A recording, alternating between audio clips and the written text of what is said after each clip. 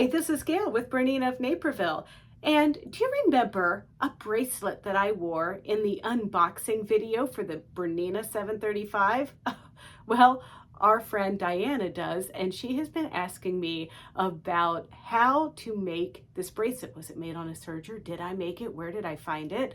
Well, I didn't even think it was all that special. We did it in a club. It was one of those where we were doing corded, making our own yarn on the serger, and I just, put it on that day and then did our unboxing video.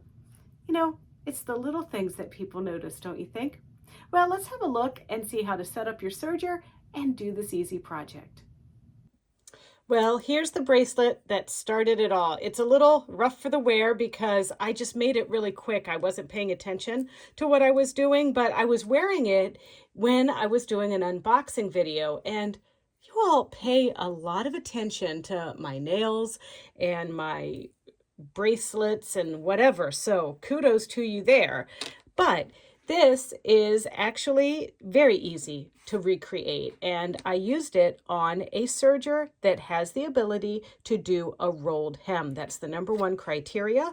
I used my L890, of course, because that's my favorite serger, but you could do this on the L850 and L860. You could also do this on an L460, an L450, even older sergers, and even, shall I clutch my pearls and tell you, you can do this on a non-BERNINA. But what I like so much is on our BERNINA machines, we have these cording feet, and this happens to be the C17 foot, and this foot is the one that you would need for the L890. So the cover stitch serger takes the C, where the 860 and the 850 take the ones that say L before them. But there are other cording feet for the other BERNINAs. There are cording feet for the Burnett's as well. So what is a cording foot for a serger? Well, some of you might think cording is the same as piping, but piping is, like that stuff you put in the edge of pillows that has the cording fit through, and then there's like bias over it and whatever. But cording is literally like cording, like this, okay? And so this little guy is where you feed the cording through, that little hole right there. Now, not only can you feed cording, but you can feed wire edge, so you can make your own wire edge ribbon. If you do like flamenco dancing type skirts, you would normally feed the fishing line through there. But that's another class. So we're going to talk about cording.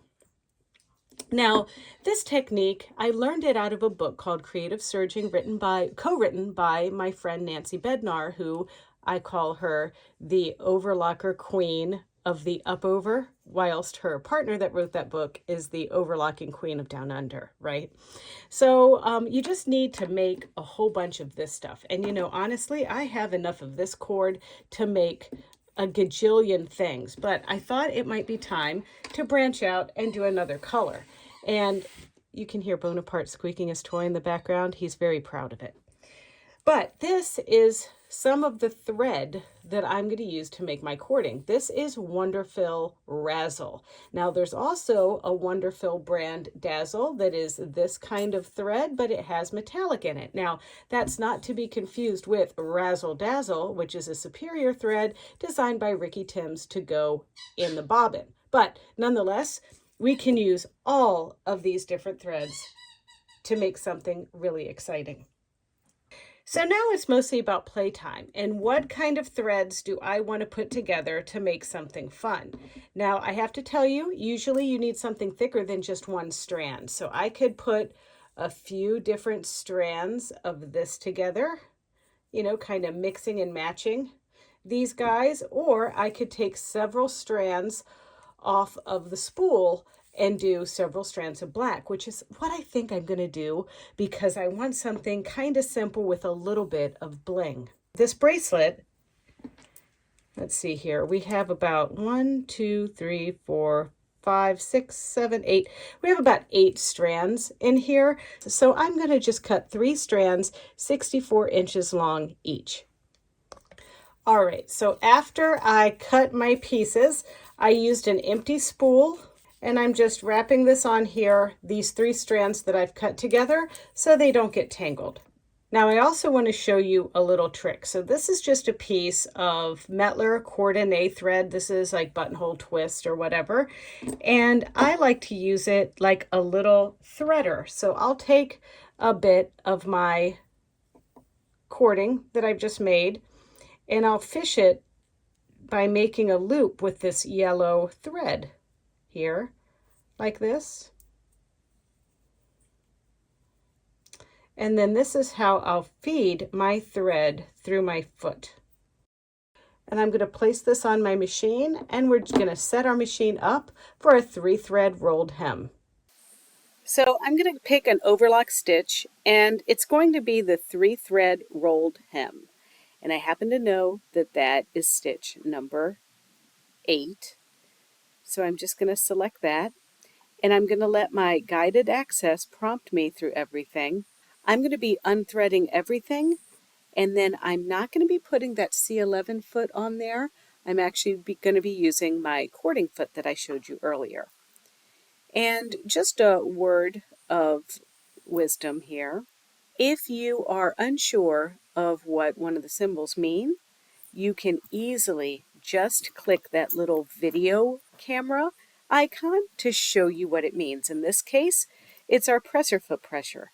And then just exit out in the top right corner, and then you can go through the other guided access pieces.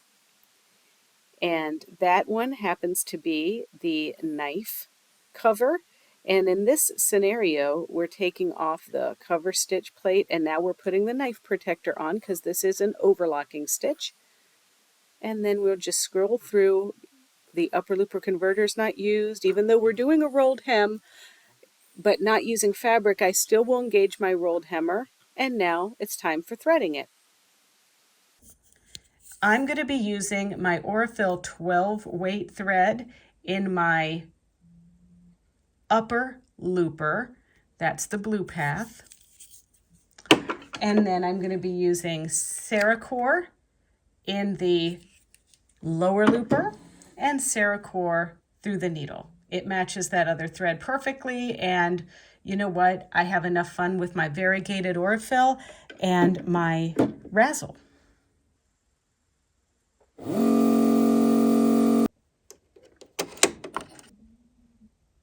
All right, now, so the most part, all the magic happens at this point. I'm going to hold all of my threads back here, cradle my threads here, and now the idea is when this needle swings to the left side of my thread bundle here, it's going to take a bite of these threads, and we're essentially just wrapping our rolled hem around this. So we just have a little bit to practice with here. And we don't want it to be, the stitching to be too close together, so I will elongate my stitch length to just the full capacity, which is 4.4. And now I've got all my threads tucked under my foot, and now here I go.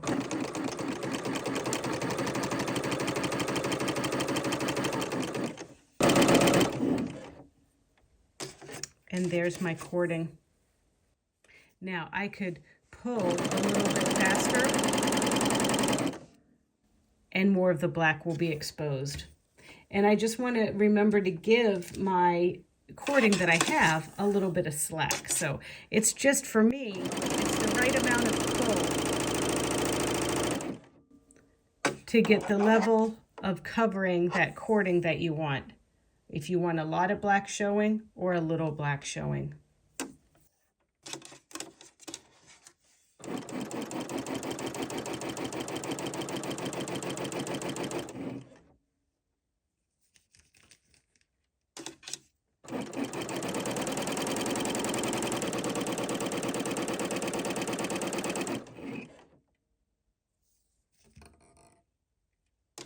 So here's my cording, hot off the press. So in this cording, just to compare with my little samples here, this was like 4 things of razzle, and then a dazzle and a white, just like everything that I had in the thread bin. This was some King Tut. This was one strand of razzle, variegated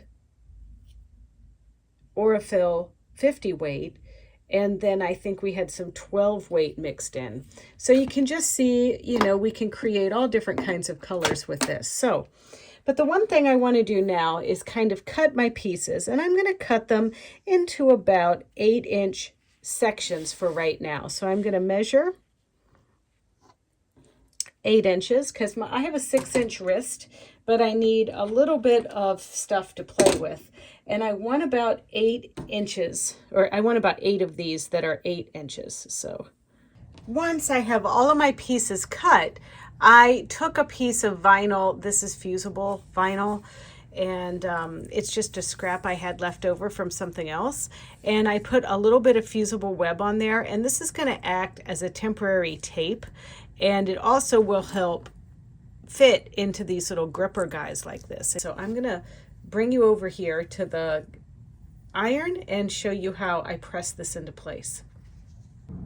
Okay, so there's my fusible webbed strip, and I'm going to lay these little pieces down here in here just like this, side by side by side.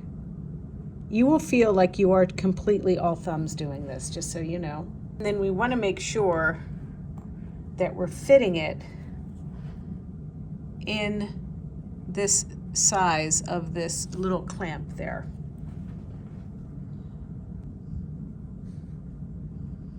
And now I'm gonna close it over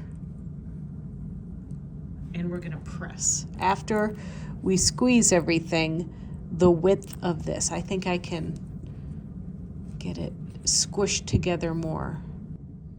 So I'm gonna get a pressing cloth.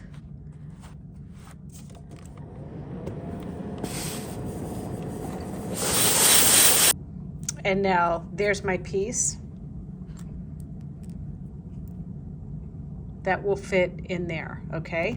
So we're just gonna leave that like that for a little bit because I want to add random beads onto my piece. I don't think too much about this. I just kind of string some of these guys on, but they fray out a little bit. So that's why I'm gonna put them through my little threader that I made.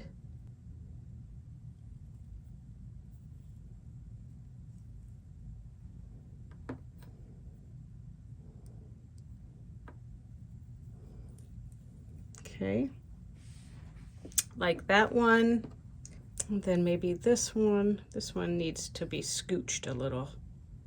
Let's see. Okay,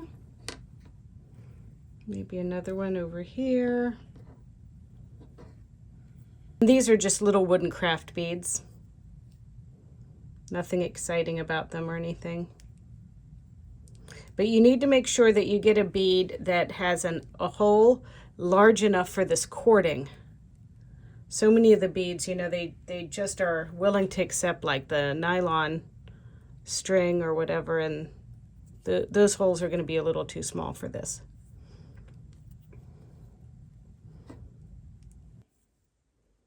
All right. Now we're going to go back to the iron and fix it. Now, before we do that, we want to kind of check the size. I think I can cut off about this much right there. And then if I cut it too short, I can add some chain to it. But it's almost a thing. Okay, and remember, you're going to nuzzle those in there until they're about the same width as this. It's our makeshift pressing cloth. Okay. Now we'll give it the old steam action again. Press it.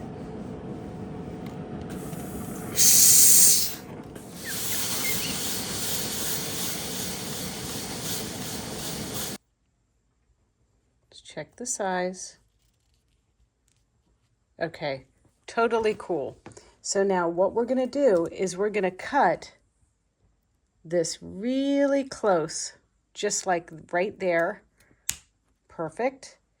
Do the same with the other side. Really, really, really close. Perfect. We're going to insert this into our crunchy and squeeze. In fact, I can still cut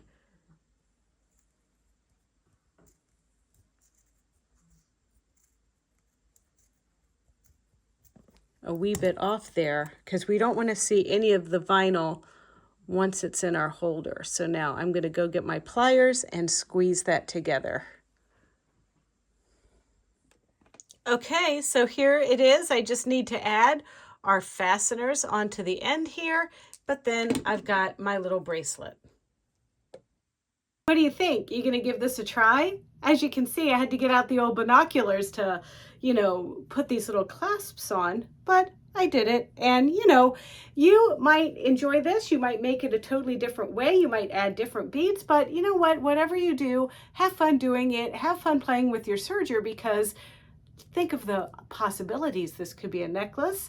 This could be a lot of different things. Now, I have to tell you, if you check out Creative Serging by Nancy Bednar, I think we have a couple of the copies at BERNINA of Naperville still.